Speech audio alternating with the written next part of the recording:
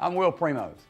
You've decided the Slate is going to be a call of choice. You're going to learn to use the Slate. The Slate is a name that I use for whether it's crystal, glass, ceramic, surface. You're trying to get something like slate that causes friction. This one is called the jackpot slate.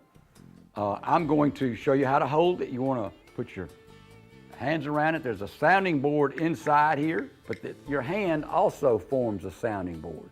I like the lanyard ring on this particular call down at the bottom because I know up in this area here is going to be my sweet spots that I like to call on. Your fingers stick above the edge. You never ever want to use this hand freehand. You want to marry it. You want to marry the hand to the fingers. Then you want to get the angle right. That's 90 degrees. That's 90 degrees. You want it about 45 or 50 degrees. And you want to drag it.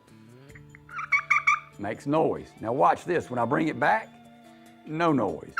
Noise because the angle of the wood in the striker against the slate does not cause the friction. The friction is made when you've got the right angle.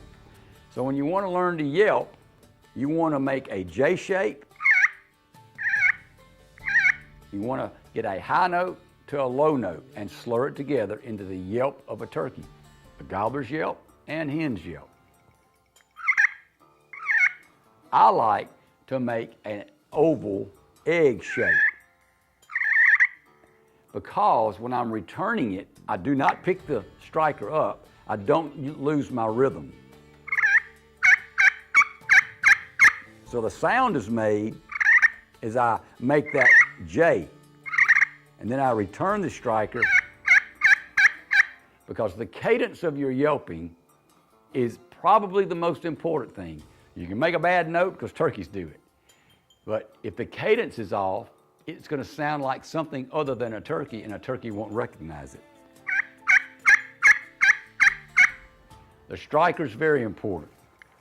You can get all kind of strikers, so try different ones. I like a solid wood striker.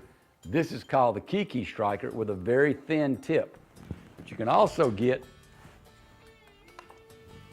two-piece strikers.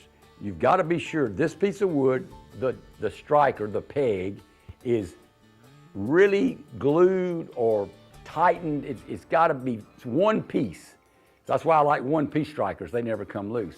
This striker's in two pieces, so you want to try to make sure if you can twist it, it's not solid and it won't sound good. This has a larger tip, so it's going to sound a little bit different. But you're still making the same J shape or narrow egg shape. So, how to yelp on a slate call, and I promise you, this is an instrument. The more you play with it, the more you'll see what sounds it can make, and then you'll be able to attach that to your brain. You go, oh, that was good, I'll do that again. One piece of advice, don't do it inside. Mama won't like it.